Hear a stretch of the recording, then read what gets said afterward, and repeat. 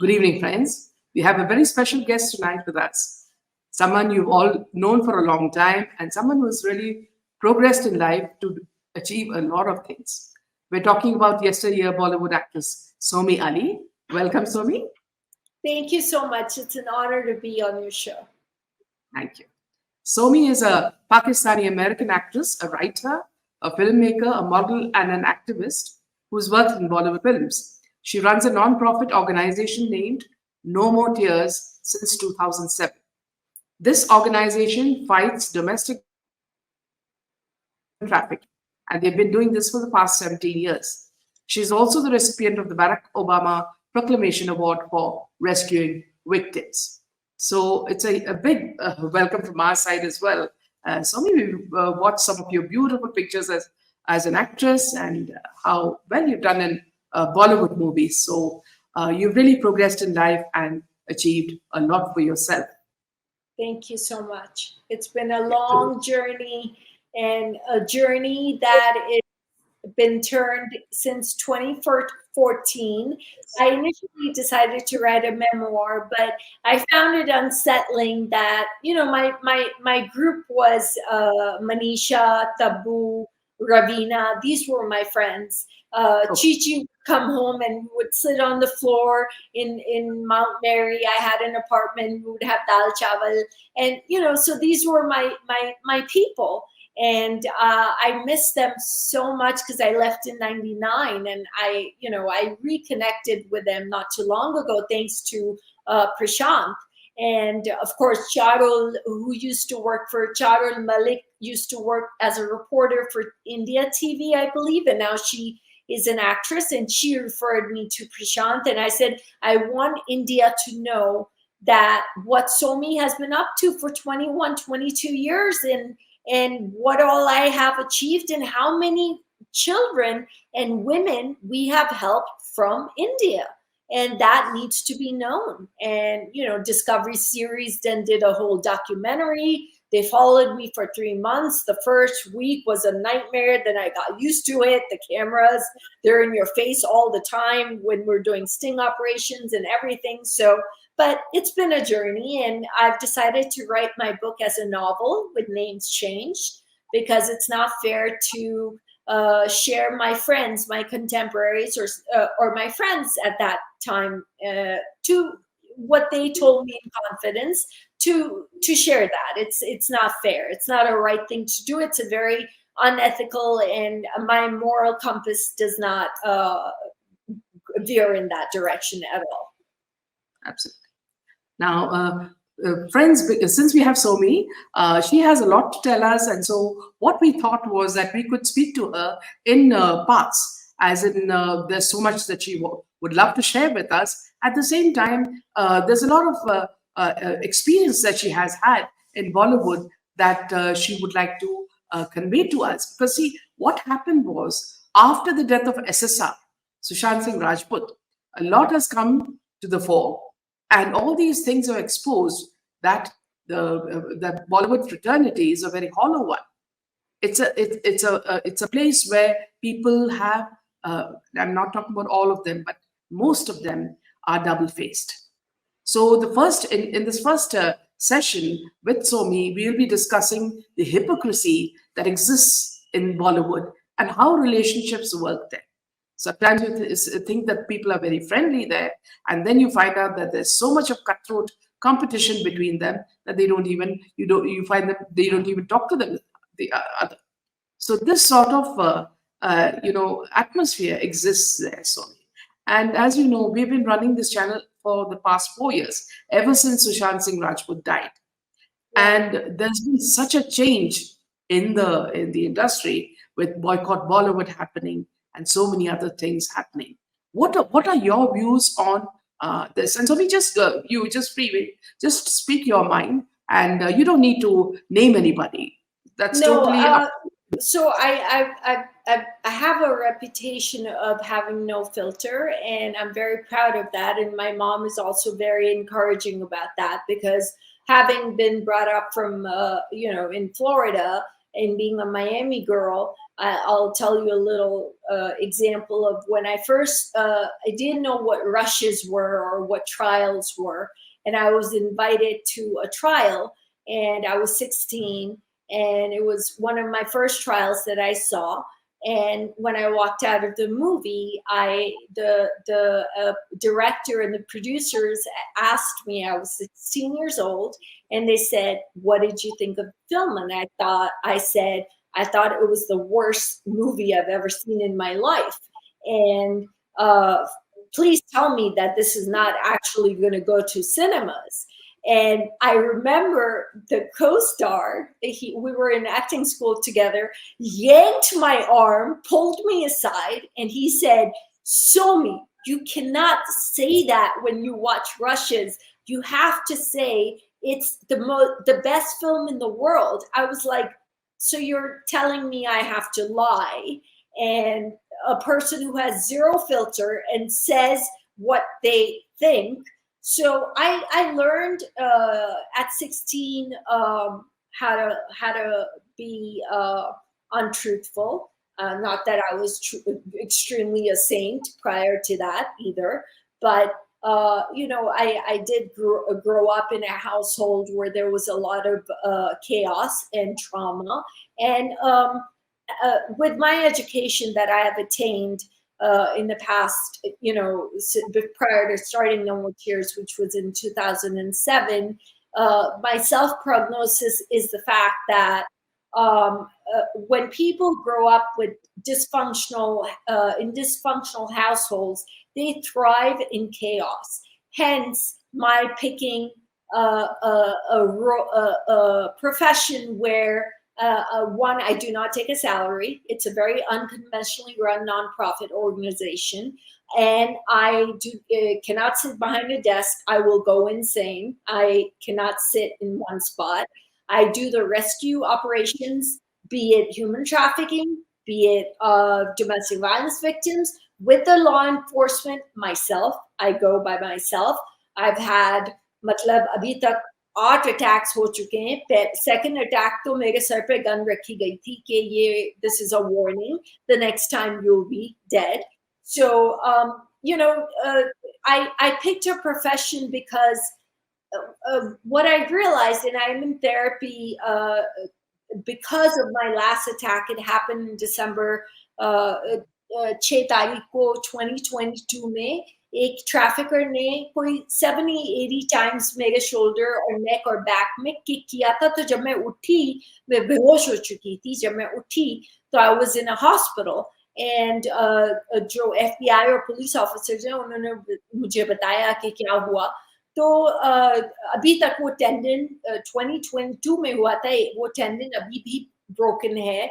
तो इतनी बुरी तरह मारा गया था. तो उन्होंने क्या किया कि उन्होंने मुझे ट्रॉमा थेरेपी में डाल दिया, क्योंकि मुझे वो आदमी तो ही इज गॉन 37 इयर्स तक वो प्रिजन में चला गया, मगर मुझे नाइटमेयर्स आना शुरू हो गए कि वो लोगों को भेज रहा है मेरे पीछे मरवाने के लिए. क्योंकि they treat these children that are brought from India and America, or even American or Russian or Ukrainian, as commodities. They're not human beings. They're properties, right? Okay. And, yeah. And so so these are things that we can discuss in another session.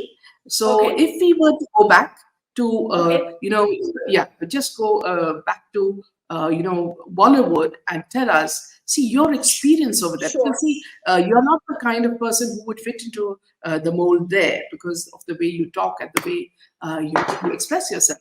So do tell us, what was your experience in Bollywood? Because let me just give you a few examples. For example, a lot of the actors, they give out endorsements, brand endorsements. And since the social media is very sharp, they do not forget when you make a mistake. Right. So, for example, Alia Bhatt said something about promoting sugary drinks. And then she moved on to saying that sugar is dangerous, please avoid sugar. So we really don't know what she's trying to propagate. Is she trying to propagate something like sugar, or is she trying to tell us that to stay away from sugar? So who is she? Similarly, you talk about a lot of people like Akshay who promote all these Gutka products and say that, see, I did it because of a favor to someone. And then later he says, I'm going to not do these ads at all. And then he comes back in the same ad again with Shah Rukh Khan and with the others. So what happens is that you really can't trust the person who is Right. there as an actor trying to tell you that I am the one you should be emulating when you watch my Right. movie.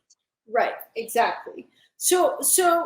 Okay, so because you're asking me my experiences and my perspective from I have to step outside of a woman who is no longer a 16-year-old child. I have to step outside of this Somy and go into the time capsule of that Somy.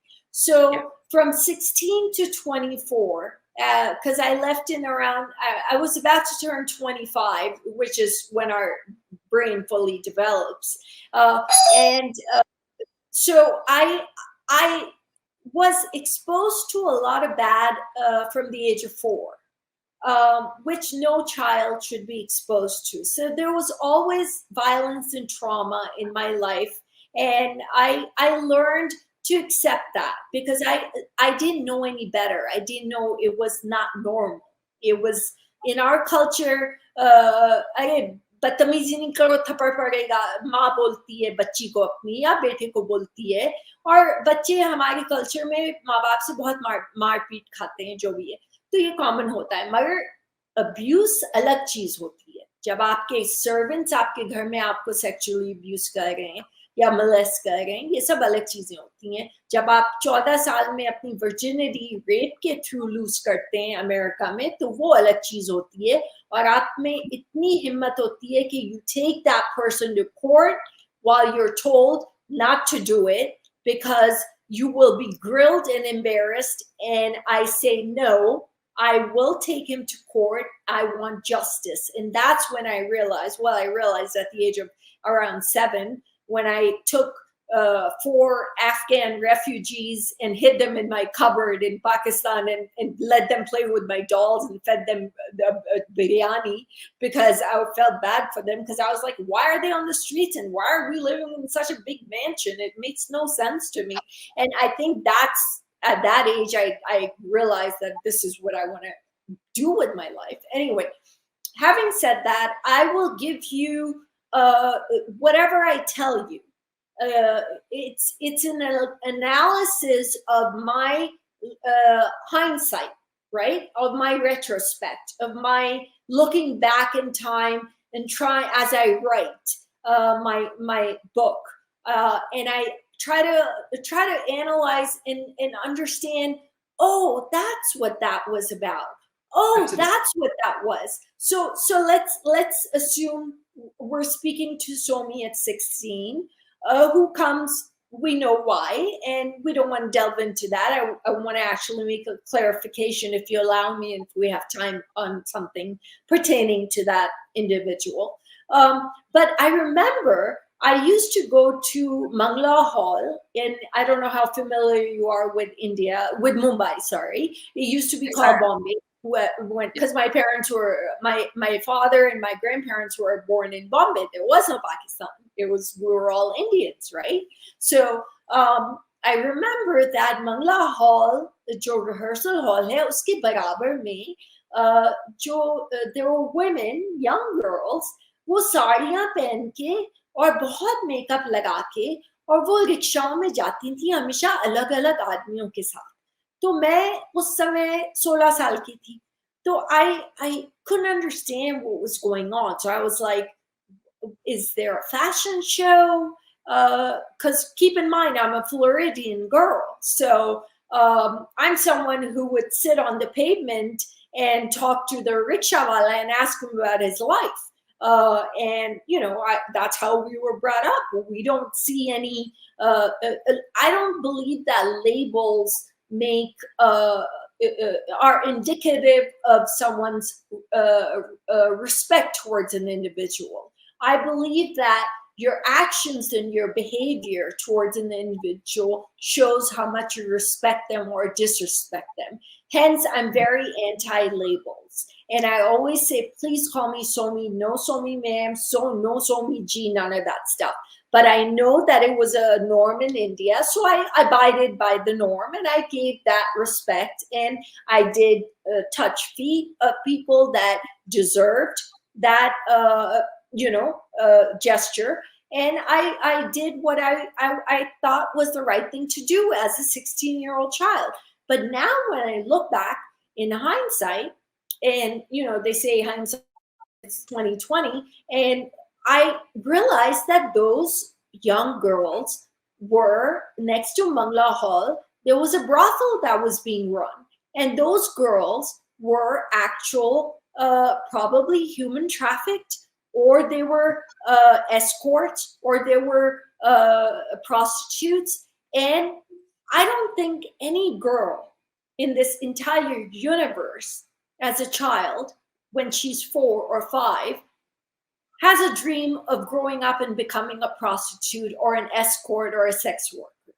There are circumstances, and I don't judge them, because we've had cases of strippers, we've had cases of prostitutes, it doesn't matter to us what religion, caste, creed, doesn't matter, gender, sexual orientation. We help people that are physically and verbally and sexually abused. That is our philosophy and mission of No More Tears. So now coming back to Somy at 16, it made sense what was going on next to Mangla Hall. And I was like, oh my God, I wonder if that place still exists. So, on my bucket list, I want to go to Italy. I want to go to India again. I want to go to Shiv Sagar and have pav bhaji. Want to go to Elko Market and have pani puri. I want to start a talk show because I want to pursue my degree in journalism. I want to do an American talk show and start small. And it has to be very diversified. It shouldn't be just about No More Tears. And I want people from every country in my talk show. And I'm very fascinated by human behavior, hence psychology. Why do people do things that we do? Look, we all live lives like we live in a grocery store. We all pick and choose what suits us, what suits our conveniences, right? No one is purely good. No one's purely bad, except Stalin and Hitler and child molesters and pedophiles and rapists and murderers. Having said that, मैं भी कोई दूध की धुली भी नहीं। जब मुझे पता चला कि जिस वजह से मैं इंडिया आई थी और ये बात मेरे साथ गलत किया जा रहा था, तो उस समय मैंने डिसाइड किया tit for tat. And I'm my mother's daughter, and my mom has Arab blood. She fought hard when dad had affairs with unki heroines, because he had affairs with his heroines. My mom would fight with him, and like literally physically fight with him. Of course, she lost because men are physically stronger than women. So similarly, I did the same thing when I found out I was not going to achieve. And the awe dissipated from the first incident of violence. The awe of the actual hero dissipated in that millisecond of the first incident of violence. And I realized that, you know what, it's not going to work out. So I decided, I was like, okay, there are reasons I can't go back to America. I had dropped out of 9th grade. I had no education. My mom was leading a very different life. Mom and dad were separated geographically to an extent where my father had abandoned my brother, my mother, and I had to clean toilets and actual poop from toilets so I can feed my mother and my brother. So going from a 28-bedroom mansion to America, cleaning toilets in a snooker club, And the owner of the So, club. what was your father doing? What was your father doing? I mean, as in profession, you say that he So, used to have a. so my dad has a very interesting story, and he, he used to study under the lampposts in India, and he used to tell me stories about Bombay, and because he was that. My grandparents are, my grandfather was Gujarati Jain, and my grandmother was Muslim, and and so I always say that my grandmother from mom's side, who's Iraqi, her husband, her first husband was British. So I have British blood in me, Arab blood, I have Indian Hindu blood, I have Muslim blood, and in the end, I don't believe in dogma. I believe in spirituality and Buddhism and a higher power. I do believe in God, and I do believe that we all have, everything is written for us, and it's what is supposed to happen will happen, and no one in this world has the power, because I'm not better than you, and you're not better than me, is what I believe in. I strongly believe in, and I tell people that listen, when you come to intern with No More Tears, especially the youth of our today, you better check your ego outside the door of No More Tears' office, because it's not going to work out. There's no ego, there's no hierarchy here. I'm the president of No More Tears, and I'm the plumber of No More Tears, and I have no shame in admitting that. So the point is that what I was exposed to was so dire that it went whoosh, because I'm from Florida, and even though I had been abused many a times, not once, many a times, and prior to entering India, I still was sheltered when it came to being street smart. So what I would do Your is, father doing? You forgot that bit. I'm sorry. Your father doing? What was Oh, your father sorry. doing? Yeah. Sorry, I always go off on tangents. Okay, so my dad was a very successful film producer, director, and a director of photography. And I, as a 4-year-old, used to act in his commercials. And I spent all my time sitting in all the heroines' laps, Fawzia auntie, Sangeeta auntie, and all these people that, the big time heroines of Pakistan at a time before the age of 8, when, at around 8 or 9, we moved to America. So, but my dad had affairs with them, and my mom would fight with my dad and fight. And I realized I'm reliving my mother's life, except I was an actress, and I went after an actor, and my mom ended up marrying dad, and dad ended up having these affairs. So when mom found out that dad was cheating on mom, she was like, screw this, I'm gonna have affairs too. When I found out what was being done to me, I said, you know what? I'll rebel. I'm a rebellious teenager. If you think that you can do this, because I was told as a man, only I can do this, and you know who I'm talking about. Well, but as a girl, you cannot do this. Now, you don't say that to a Floridian, Miami, rebellious teenager with a mom who's got balls of steel. And you don't say that to that girl, right? So as sheltered as I was, what I now at this age, as a middle-aged woman, I have realized that what the 17, 18, 19, 20, up to 24-year-old girl, young adult, teenager to a young adult was seeking was someone to say, I love you and I genuinely care for you and you are worth something. And that intimacy and affection, it wasn't sexual. It had nothing to do with sex. It was the yearning and the longing to find, which I couldn't find in the idol and the hero that they say you should never meet, and now I know why.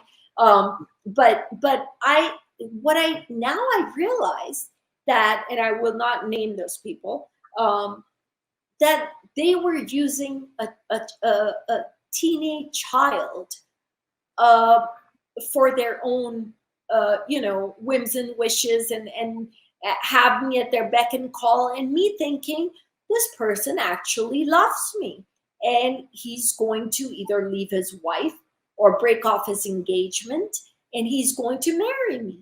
And they would. Person engaged at that time? I'm sorry. Was the person engaged to someone at that? Yes, yes. And I was under the impression that this person would break the engagement, and I would end up marrying him, and I would finally get love. Now, what had happened is Dad had remarried in Pakistan at that time. And imagine being 16. Put yourself, I don't know if because sympathy and empathy are two different sentiments. Sympathy is when you feel sorry for yourself. Empathy is when you can actually empathize and put yourself in that person's shoes, in their life, in their brain, in their body.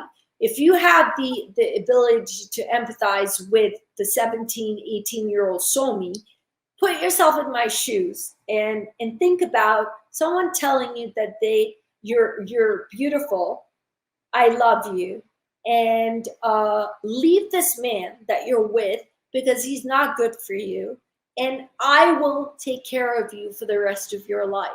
And I was told this by not one person, but people that were that were my actors, co-stars, that were from my mom's era, that I did 4 films with. And I was told, and then people I was in acting school with, and I was just like, I was very baffled. I was like, I don't know if this is true. I can't go to Pakistan because I have no interest in Pakistan. Dad's remarried. He's moved on. Mom's got her own life. She's got her boyfriends. And, she's living her own life, and she deserves it. Why not? Yes, go for it. Live your life. You've been through hell. More kudos to my mother, and if Dad wants to remarry, that's his prerogative. It's fine. But I, on the other hand, have to forgive. And in therapy, I'm learning. I sent you a cover, and I sent that cover to my therapist, and she said, Somy, you have to learn to be very kind to this 16-year-old girl.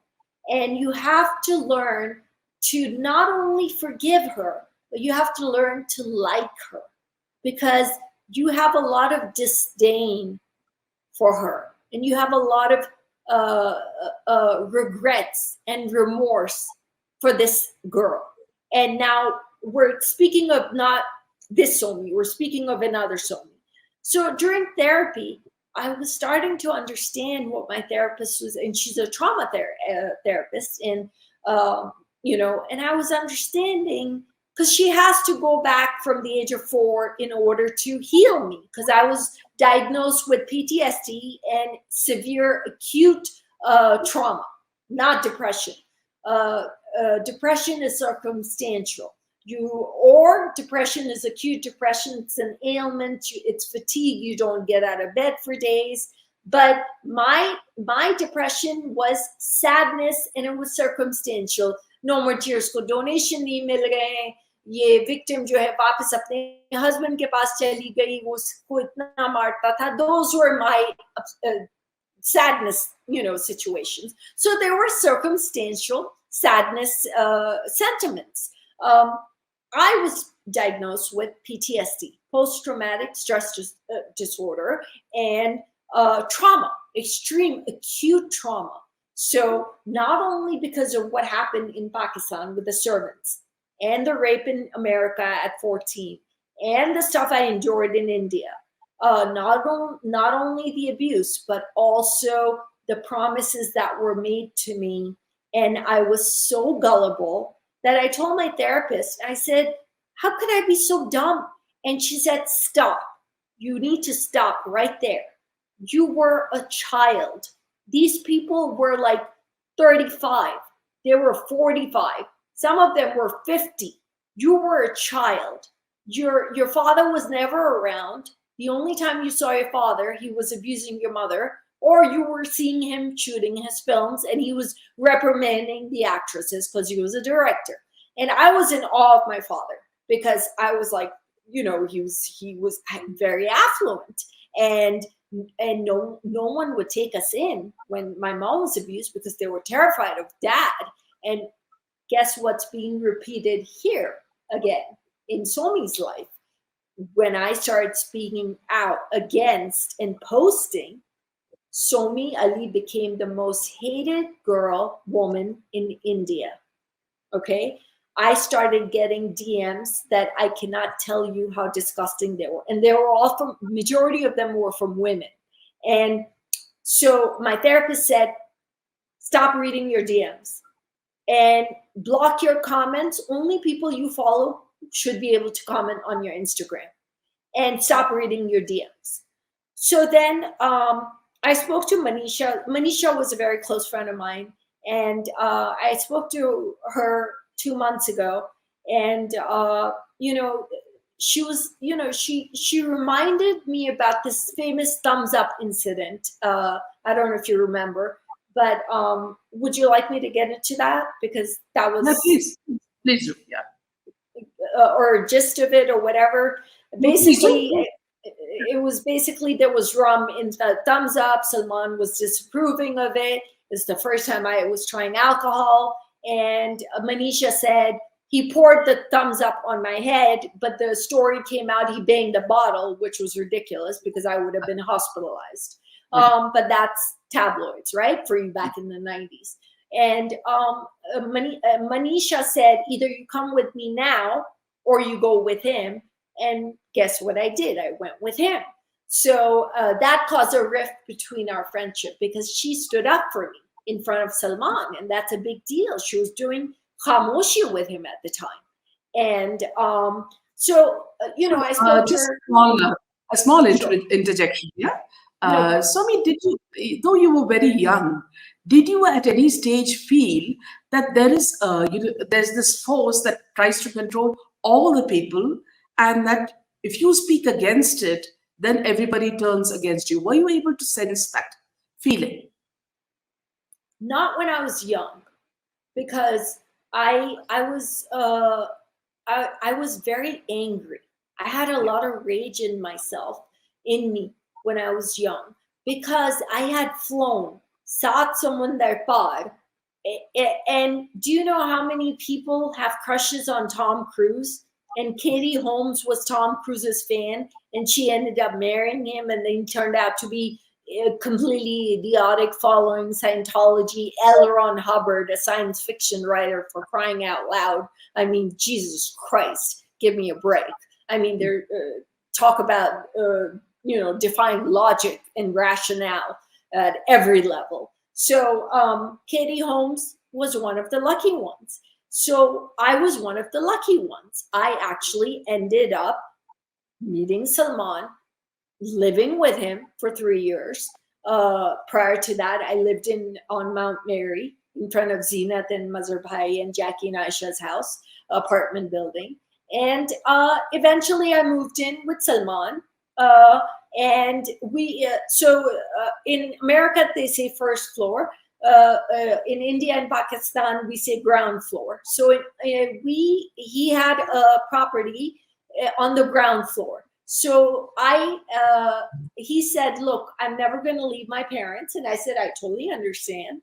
And he said, why don't you decorate the ground floor and make that our apartment? Because on the first floor is it the same Galaxy apartment?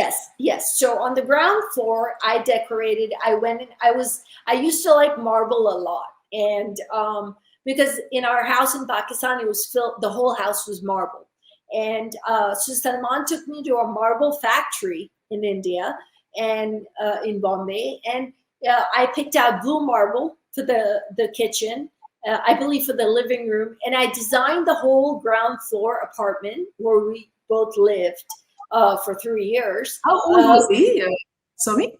So when I met Salman, he was 27. I was 16. And now, if you think about it, if I'm 37 and someone's 48, I can still converse with that individual at this level. But when I'm 16 and the person's 27, that's a pretty significant age gap, right? So, and also I had dropped out of ninth grade. I was lacking in education, and I correlate ignorance to laziness. Anyone who is ignorant is because they're lazy to research and get educated. That's how I correlate it too. I think that's complete laziness. And because I worked my butt off when I came back to America. Going back to the decoration that, yes. So I said, Salman, I want to decorate this like an American apartment, and I want the kitchen and the living room to be right in front of each other, and I don't want a door for the kitchen. And it was a small space, and I decorated the whole ground floor apartment, and that was our apartment. And every night, we call it Entourage. I used to call them, excuse my butt lickers, pardon my French, but every night there was an entourage of alcohol sessions. And I remember coming out in my pajamas with Mickey Mouse, because I brought them from America, and coming out at like 3:00, and I would say, Salman, when are you coming to bed? It's so late. It's 3:00. And he said, abhi aa raha hu, so jao. Ja, so jao. Like I was like a little 5-year-old, right? So, and he's sitting with like Sajid Nadyadwala, Ketan Desai, Sanju, and whoever, Nadeem, and whoever his entourage was at the time, and whoever they are now. I don't know. I could care less. But there were many nights that I encountered that, and I was like, well, do I really want to be married to someone who's going to be having an entourage and drinking sessions every night? And I'm going to be in my PJs and asking, when are you coming to bed? So my mind started thinking, and this is now I'm at like 20, right? I'm approaching where your brain is starting to fully develop by the time you're 25. So I'm evolving as even though without education, I'm evolving as a person, as an individual. And I'm understanding that all these people who were claiming to care for me and telling me that they want to marry me, they love me, and they will break up their engagements and their marriages. It was complete horse crap. And I realized that they were using me like a piece of meat. And not too long ago, when Prashant started doing my public relations, who I must say is a wonderful person, he reconnected me with Sunil, Vivek Oberoi, Kamal Sadana. He was a very good friend of mine. We did a movie, 90% we shot it, and it was Sheldon. It was such a good character. Finally, when I got interested in acting, and I actually got a hang of it with Om Puri ji and Jitu ji, and I played Julie Bindas, like in this movie, right, with Kamal. The producer turns out to be a con artist, some lady, and she disappears. And I was so upset because I was Julie Bindas, and I had never spoken Mumbai ki zaban, Mumbai ki, gayle thi or khareli thi and all that stuff. So I was super excited. And actually, Salman used to help me rehearse, because I didn't know how to speak in that manner. He used to help me rehearse those dialogues. I remember I did a film with Pranal Mehta, son Jay Mehta. I had to ride a motorcycle. We went to Joggers Park at 3 a.m. and Salman taught me in 2 hours how to ride a motorcycle. Then I had to drive a stick shift. Now in America, I was driving only automatic cars. So Salman taught me again at Joggers Park how to drive a stick shift, because in a movie called Chup with Jitu Ji, there was a scene where we go and bury the dead body of Om Puri Ji, and I have to drive the car. And I was petrified because Jitu Ji is like mom's, like Shri Devi, Himmat Wala, and Maar Gayi Mujhe Teri Judai, and mom says he cheats on her, and she would explain the movies because I couldn't understand, like, why is Rekha mad at Jitu Ji? Like, what's going on? I didn't understand, like, he had sex with another woman. Mom would later explain the scripts as I got older. But I was very nervous in the car with Jitu Ji, and so all these experiences, and when I was actually getting a hang of it, and Om Puri Ji, he knew I was petrified, unnerved to the T, because Om Puri also acted in Mississippi Masala. He was also a Hollywood actor, and like late Irfan, a phenomenal actor. Lunchbox is one of my favorite movies, and so I was like, oh my God, how am I going to act with Om Puri Ji and Jitu Ji? Oh my God, Himmat Wala, the matkas came in my mind with Shri Devi, that Kalsa and all that stuff. And, mom used to watch all that stuff. So Jitu Ji was like, kya hua? Dari bhi kyun ho? So I said, Jitu Ji, मुझे ये अभी 2-3 घंटे पहले रात को सिखाई गई है स्टिक शिफ्ट चलाना. मैं अमेरिका में ऑटोमेटिक गाड़ी चलाती थी. तो he said, डरो नहीं, मैं हूँ साथ में, और मैं जैसा बोलता हूँ वैसा करो. So finally I managed to clutch, and the first, and then got to the 4th gear or whatever. And I will never forget Jitu Ji. He and there were 3 people that took a stand for me. One was Manisha, and she said, Somy, after the thumbs up incident, she said, come and stay with me. I'll take care of you. And I should have taken her advice, but I have promised my therapist I'm going to forgive that girl, that young girl. And then there was Jitu Ji, who noticed that there's something wrong with her. He was very, very intuitive, and he could tell. And he took me in my makeup room and he said, Beta, tum kuch problem hai तुम्हें कोई चीज सता रही है, तुम बताओ मुझे, मैं मदद करता हूँ तुम्हारी, तुम मुझे बताओ. तो I said, नहीं जीतू जी, कुछ भी नहीं है, ऐसी कोई बात नहीं है. अच्छा, then Satish Shah was in Tisra Kong with me, which I had a blast. It was with Chunky, and Chunky's hilarious. And so Satish Shah used to call me, instead of Somy Ali, Sami Ali. Sami is a word both in Hindi and Urdu, and Sami Ali is a person who's very timid and petrified at all times. And you can see it in their face. And I tried to put up a brave front, but these actors, and much older than myself, these people, they recognized it. I couldn't recognize it. And, it was just, they could tell. And anyway, it got to a point where my first time facing the camera was with Sanju in Goa, in a song called Dil To Khoya Yahin Pe Kahin Pe. And I was so nervous because I remember Sanju from Rocky, Tera Naam, and I thought Tina Muni was the most beautiful woman outside of Rekha. Rekha's number 1, then Kajol, Rani, and I thought Alia and Deepika, they're all gorgeous, stunning, right?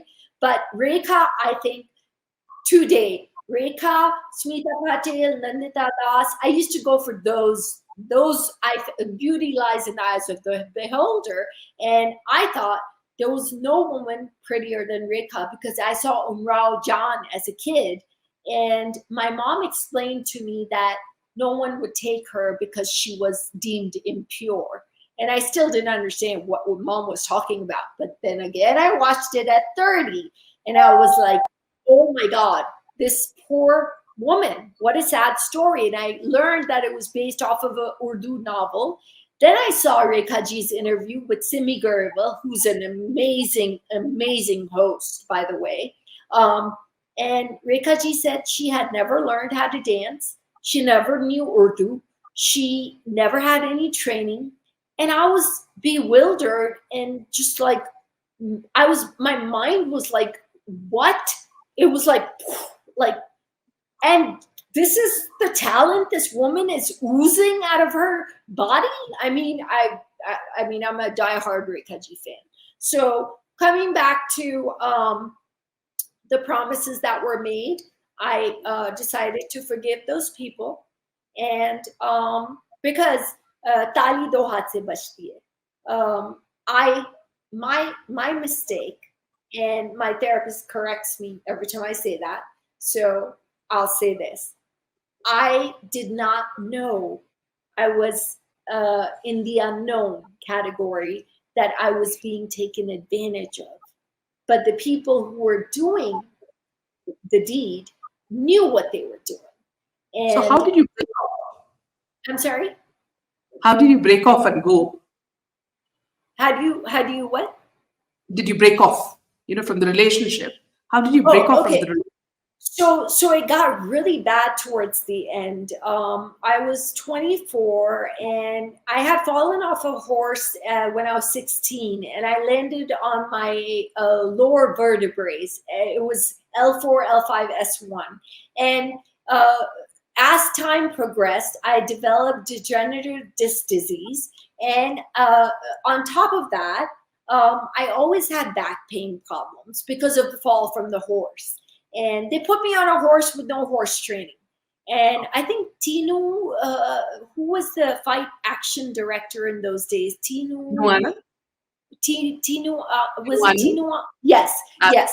Yeah, and I remember the horse, they put me on the horse and the horse took off. It galloped and it threw me on my back on rocks and destroyed my lower vertebrae. As time went on, I was only 16, and the violence that was endured and being thrown around like a rag doll, it worsened the situation to a level where I was bedridden at 24. And Hum Dil De Chuke Sanam was being shot at that time. And there were visits by the actor, leading actress, in the gym in our ground floor apartment, to Salman, because he had just come out of prison from the Black Buck case. It was around that time. And I came to know that there were not just visits, there was more to it by one of the helpers. They told me what was going on. So I thought it was time to move on.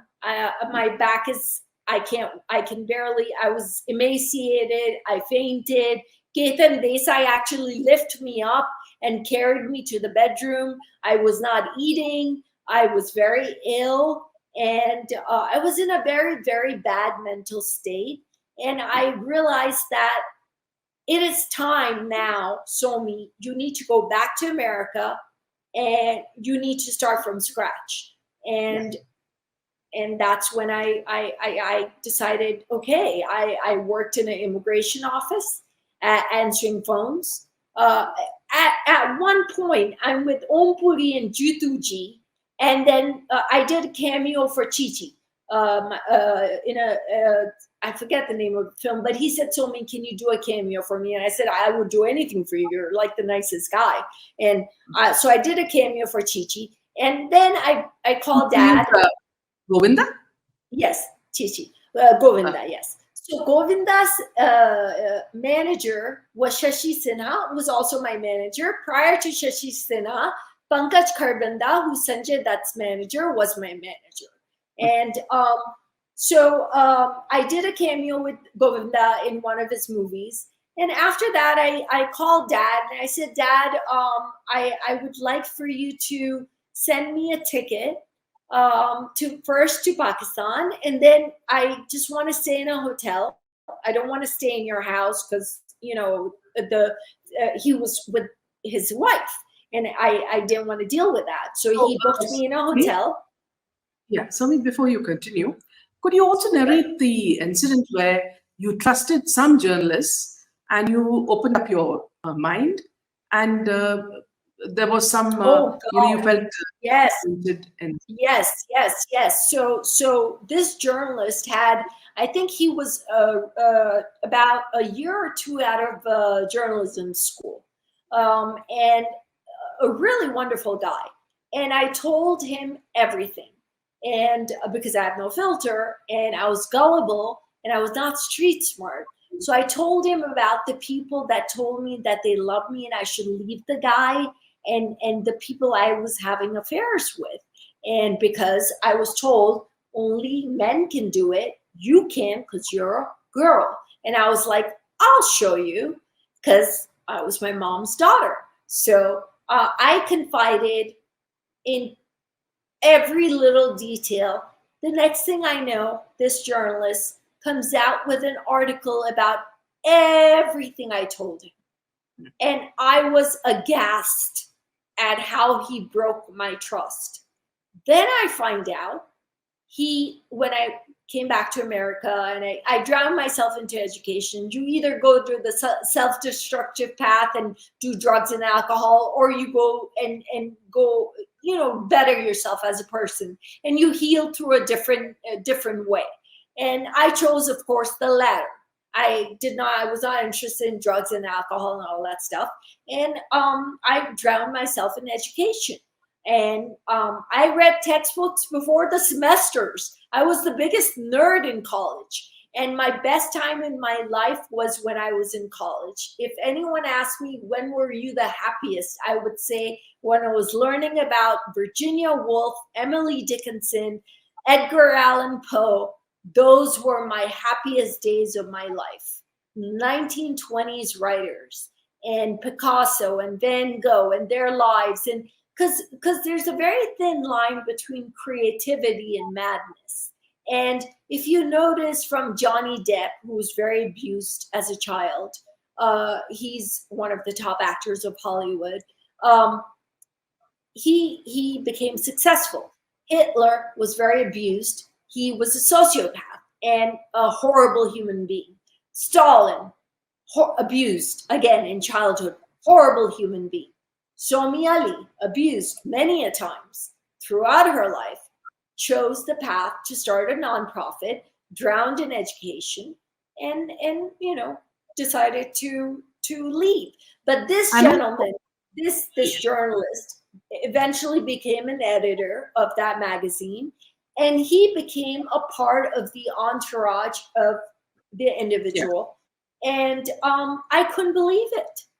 And he had the gall while we were shooting for Discovery Plus, because I have blocked this individual, and he called me from an unknown. Now, unknown numbers are usually FBI or police departments. So I answered the phone. It was a break during filming, during lunchtime. And so this gentleman calls me, who's now a producer of films, and he says, you're on speaker. And he said, you will benefit more if you don't speak ill about this individual in Discovery Plus, if you were to say what the truth was. And I said, who are you with? And he said, well, I'm with him and you're on speaker. And I said, why are you calling me? I told you I want to have nothing to do with you after that article.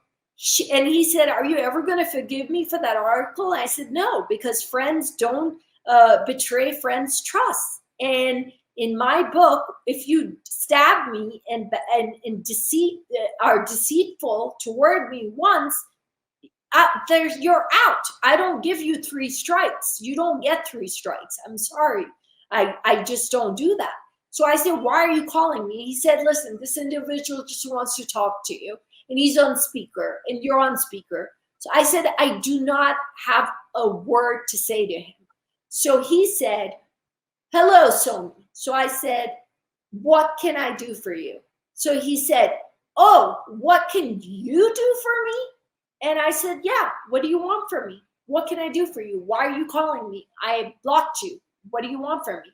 And he said, who do you think you are? And I said, listen, MF, go F yourself and never call me again. And I hung up the phone.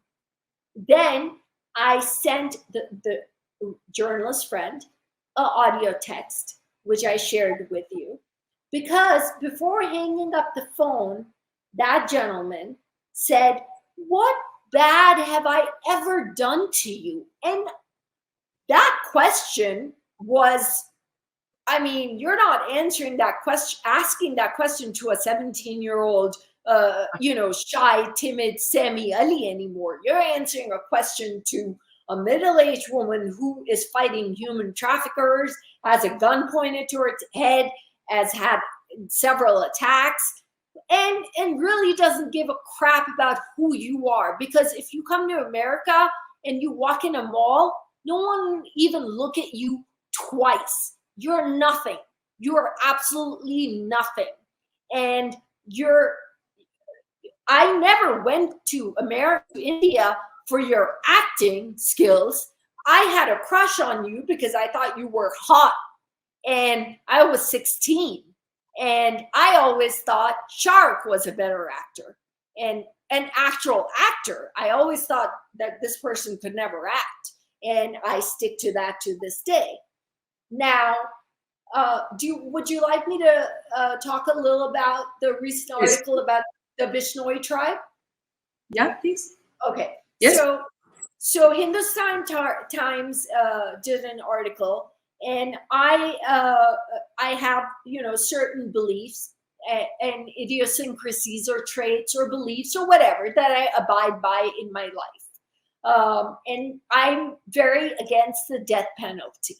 And because when we didn't have DNA back in the day, a lot of innocent people were killed. And I think a death penalty to a child molester is giving him an injection to go to sleep, and he goes to sleep and dies very peacefully. And that is not justice in my mind. So I've always been against the death penalty. So I made a statement, even though I have blocked this individual from every media platform, his family, his relatives, his people he knows, anyone. No one can access me on Instagram unless he's got minions everywhere, and they probably follow my Instagram. But so I said that I would like to say that if it were Shark, if it were my neighbor, if it was Salman, if it was anyone, I told the journalist for Hindustan Times that I would say that is a wrong thing that was conducted by this tribe. Now, keep in mind, I don't know anything about who these people are. All I know is that Salman would not take me hunting because I would cough and make the animal go away. So that's all I remember. That why I was not taken on Hum Sab Saath Saath Hain or whatever. Thank God I didn't go for that. And it was a blessing in disguise. And I don't deem hunting animals as a sport. I don't find anything funny or attractive in killing animals as a sport. I find it disgusting, despicable, and just repugnant. It's despicable to me. I despise anyone who deems hunting as a sport. There's a photo of Trump's son with some animal, and he's standing like he's some great guy or whatever. He's an idiot. He's a fool. He's an ignorant fool. So I carry the same sentiments, but I do not think that Salman or even my neighbor should be held, should be murdered or should be killed. And keep in mind, if the walls could talk in my apartment on Mount Mary, you would probably literally fall off of your chair of what I've endured in those 8 years. Even in the apartment, and also in Syrup Hotel, and also in Vindhyachal when I lived there. It's so bad. And they corroborated my abuse from my maidservant in India, BBC London. He had that article dropped. Now this woman is 65. She was my shadow. She stood up to this man at 45 and she said, साहब भाई इस बच्ची को मत मारो, आप मुझे मार लो, इस बच्ची को मत मारो. Because what happened is I started showing up on sets with bruises, and people would notice, and they would say, Ajay Shelar was a makeup artist. I don't know where he is now, but he was my makeup artist. And they would say, put pounds and pounds of foundation on her, cover her bruises. She can't shoot a song like this. And so people noticed, and I was abused in public, and every tabloid you pick up from the 90s, it's very blatant and everyone knows. And, I had confided in some people, and especially that reporter who said everything, except I became the bad person in it because I had affairs, and I was not supposed to have affairs because he was a man and he could do it. But I shouldn't have done that. So I was blamed in that article. It was a very negative piece on me. I still have it, and I will never forget it. And I will never forgive him for that. I sent him a very similar thing happened recently when we watched the interview of a lady, also a film journalist, who said, who had to say some very bad things about you. And then you reiterated, you spoke to me and you said, that's all a lie. And, she was very close to me when I was there in Bollywood. Yeah, so I was very baffled. I forget her last name, but I remember Simi. She used to come to Syrup Hotel, and we would have tons and tons of food. I would order room service because I was a brat. And I would have conversations with her about, actors and I had no aspirations of becoming an actor. I came there for another reason. And I always found her to be very kind, very polite, very nice. And then all of a sudden, a friend of mine, an Indian, a Canadian Indian who resides in America, he sent me a video and tagged me in it where it says that this lady is saying that Somy had cancer. She did 5 movies, and that also she got वो सलमान ने दिलाई है उसको फिल्में, और अब वो अच्छी लगती है, एक्स्ट्रा ऑर्डिनरी लुकिंग भी नहीं थी, अच्छी लगती है, अब हमें पता है क्यों अच्छी लगती है. अब you know what they're implying I've had plastic surgery, which if I do have, I will shout it at the top of my lungs because I have no qualms. Look, if you're not happy with your face, if you are an acid burn victim, which we do take people that are acid burn victims and get them plastic surgeries, or if you don't like your nose, fix it. If that builds your self-esteem, do it. If I feel that somewhere I'm feeling a little an iota or a speck of low self-esteem and I need to do something to my face, I will go for it. I have no qualms about it. But that didn't affect me as much as the fact that she said she had cancer and she got 5 movies from Salman, because those 2 lies. Number one, someone who was very close to me, like a sister, and who stood up for me, and I will never ever forget her and eternally be grateful to her, and that is Manya Manisha. She has been someone who went through cancer, and I couldn't reach out to her. I didn't know where she was. I was so disconnected. I didn't know how to reach out to her during that time. You don't throw around the word cancer like it's a cough and a cold. And my mother's older sister died of breast cancer a 1.5 years ago. So when my mom saw that video, she was bawling for hours. She asked me, how many times have I gotten my mammogram done? I told her, I reassured her, I get it every year. I'm up to date with my mammograms. And I said, Mommy, this person, she used to be very nice. I still gave her the benefit of doubt. Think about that. Because when people go low, I try to go high. I'm not going to stoop down to their level because I know that Simi, her career is kind of no longer there. anymore. She's like a has-been. And for someone, I'm going to be nasty here, but for someone to walk around with that face, to have the audacity to say that I had plastic surgery is very comedic for me. And I'm going to be nasty, and I'm never nasty, but that really upset my mother, and that's why I'm saying this. So to throw around the word cancer like that and to lie about getting films, I got films from Shashi Sinha and Pankaj Kharbanda.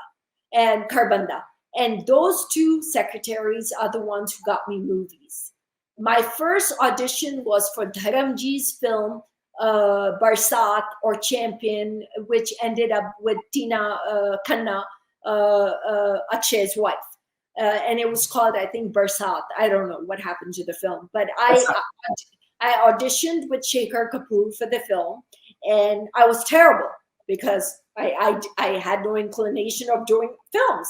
But I was spotted in Sirak Hotel by Dharamji's assistant, who's no longer alive, and may he rest in peace. He was a wonderful gentleman named Deepak, and he brought my photo to Dharamji.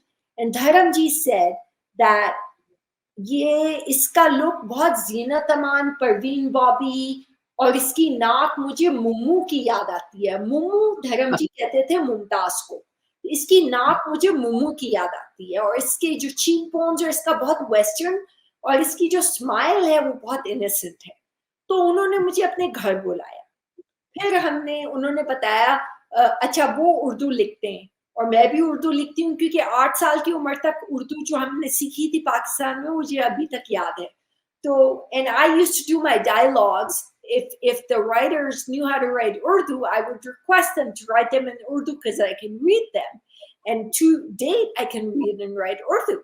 And in the end, it's Hindi and Urdu are bene. As Kakaji said in Bawarchi, Hindi or Urdu bene. We're all the same. We all bleed red. I don't see any religion. I don't have that mindset. I've evolved to a level where like I said, the real heroes are the people, as Denzel Washington said, are ready to take a bullet in their face to keep us safe, and the Jawans in India or any other country. And Jai Hind, and I salute those soldiers that protect us. And because my grandparents and my father are Indian, and we're all Indian because there was no Pakistan. And I'm a huge Gandhi follower. I'm a pacifist. And I have learned to extrapolate the bad from the individual, because like I said, none of us are good. None of us are bad. Of course, the extremes like Ted Bundy and, the serial killers and all that stuff. But you know what I'm talking about. We're all cafeteria people. We're all grocery shop people. We pick and choose what suits us to our conveniences. And that's how we live our lives. And I think people have forgotten that they have to die. And they have to face whatever it may be. And I think they need to be reminded of that. But anyway, coming back to your question, I was very appalled by the shooting outside, because keep in mind, I lived in that house for 3 years. I ate their food. Every lunch it was with Salman and Salim uncle. Salman is Maharashtrian. Malaika is Christian. Ammu, Malaika's sister, Amrita is Christian. Seema is Hindu. They're no longer together, I know, but I know they got married in front of me, Sohail and Seema. Salma Auntie's real name is Chani Auntie. Her brother, Dilip uncle, was my dentist in Mumbai. So did you at any time really bond with the family? Absolutely. I was first of all, I was a little confused because I was in the middle of a car back seat with Helen Auntie on this side and Salma Auntie on this side, and we were all going shopping. So I was not able to understand what was going on here. It was a brand new phenomena for me that Okay, so Salman, Arbaz, and Sohail, Alvira, Arpita call Helen auntie mom, and there's no malice anywhere, and Salman auntie and Helen auntie are friends, and that's the way of their lives, and that's how they live. So I loved them both equally. And Chandni auntie, Salma auntie, was Maharashtrian, and I remember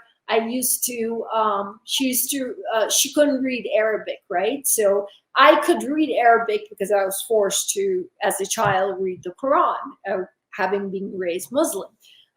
So I could read Arabic, so I would read it for her and translate it for her.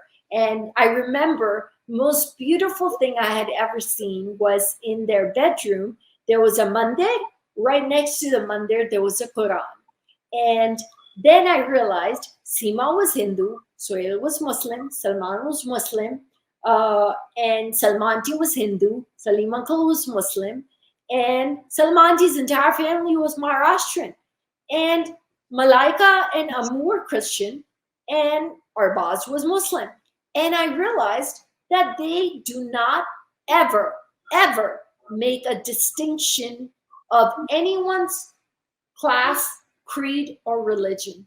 And that is the one thing I will never forget that I attained from that household and Salmanti and Salim uncle. The wisdom that I learned, that you do not indulge or engage in any debate or conversation about bigotry and racism. And we are all one, irrespective of who we believe in. I don't care if you worship a frog. If that makes you happy, so be it. Worship the frog. Go all the way. I don't care if you worship a snake or a cockroach. I don't care. Be a good human being. And stop this hatred, discriminatory mindset against our gay brothers and sisters, because we're in 2024. No one picks to be gay.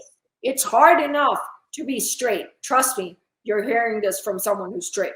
It's hard enough to lead a life being a straight human being, let alone how to accuse someone of picking to be gay is the most atrocious, irrational thing I've ever heard. It's a sexual orientation, and to quote Lady Gaga, we're born this way. So, anyways, coming back to the Bishnoi tribe, if you would like me to continue. Yeah, please. So I in the interview I said I मैं विनती करती हूँ और मैं सलमान की तरफ से माफी मांगती हूँ और मैं ये आपसे प्लीज रिक्वेस्ट करती हूँ कि ये 1998 का ये किस्सा है और उनसे गलती हो गई, उनसे मिस्टेक हो गई, और हम सब गलतियां करते हैं, हम सब से मिस्टेक्स होती हैं और होती रहेंगी. तो आप उनकी तरफ से मैं माफी मांगती हूँ, because I know the ego that in the individual carries. So and if he does hear this or watch this, and since I blocked him from everywhere and I have no inclination in rekindling or reunifying the relationship or a friendship, I have no interest in talking to him. Or this article was not to the trolls. When this article came out, I had to go. God, I had to stop reading them. इसको देखो, ये वापस जो है अब सलमान के पीछे अब इसकी तारीफें कर रही है. I am not doing तारीफें. I'm saying don't murder the man, you idiots. You cannot get justice by killing a person. Violence begets violence. So Somy, Yes. what you're saying is that that they want to murder him because he killed the black buck. Correct. Is it as simple as that? I'm sorry? Is it as simple as that? I don't want to say much because I don't have a lot of knowledge in this subject. I had to research online a couple of days ago when the shooting took place. And I learned that when the black buck was killed, the Bishnoi tribe, the guy who's in prison now, I believe, was 7. He's now 32. And he was all his life, he was told that he has to avenge or vindicate the family because of what occurred. Now, I know Salman well enough that I know that he did not know, and he does not have the wherewithal or the knowledge to ascertain that that was something that was worshipped. So, for example, today I had the FBI call me. We have a girl from Delhi that was human trafficked here, and she's 19, and she was brought through shadi.com, which is a very normal thing, which we'll delve into at a later point. And so the agent calls me and says, I brought her beef burger. She's not eating them. I said, I have given you a menu for women from India, young girls. If they're vegetarian, if they're non-vegetarian, you have to ask them. I've given you a, please refer to that menu. She ended up eating a chicken sandwich. He said, she doesn't want to wear tampons. And I said, yes. I never wore tampons. I don't wear tampons. We wear pads. And there's a stupid belief system that if you wear a tampon, your hymen is broken and you're no longer, it's a stupid dumbass belief or whatever. But I've worn pads all my life. Why change now? Right? So I said, go buy the 19-year-old kid pads. What is your problem? Get her a chicken sandwich and get her pads. So people are oblivious to all this stuff. So now, for example, when Salman did, and I was not there to cough out loud, did kill, he was not knowledgeable of the fact that, and I'm making an assumption here. I don't know this, but I know Salman well enough that I know that he didn't think that that was a god that they worshipped, right? So something very beautiful that just I thought of, that Salim uncle never ate pig, because in Islam, Salim uncle never ate beef because Hindus don't eat beef. And their love for each other, Chani auntie, Salma auntie never ate pig because Muslims don't eat pig. And I thought that was such a beautiful gesture of love, that you respect one another and you sacrifice something as small as, I think it's a big deal. But when I was a kid, I found that such a sweet gesture of love. But again, coming back to, I don't think Salman, actually, I can guarantee it, he did not know that they worshiped that as a god. And he enjoyed hunting. And I went with him 3 times. Every single time I prayed, please God, whoever you are, don't let there be an animal be spotted. And then I would fake sneezes and fake coughs. Those 3 incidents. We never caught an animal. Salman said, next time, tum nahi aa rahi ho. हम लोग hunting पे जाएंगे, तुम नहीं आ रही हो. ऊपर वाला तुम्हारी दुआ सुनता है. पता नहीं क्या तुम्हारा कनेक्शन है ऊपर वाले के साथ. हमें कोई जानवर नहीं मिलता है. So, I mean, the logical answer to that was my coughing and the animal running away. But whatever he wants to believe, if he thinks I have a connection with higher power, hey, why not? That's great. So I think the reason I gave that interview was not to rekindle, reunify, get in his text, his good books. I don't want to make a comeback. I have no interest in Bollywood. I have no interest in benefiting from anyone. I've been boycotted, in fact, for speaking against him.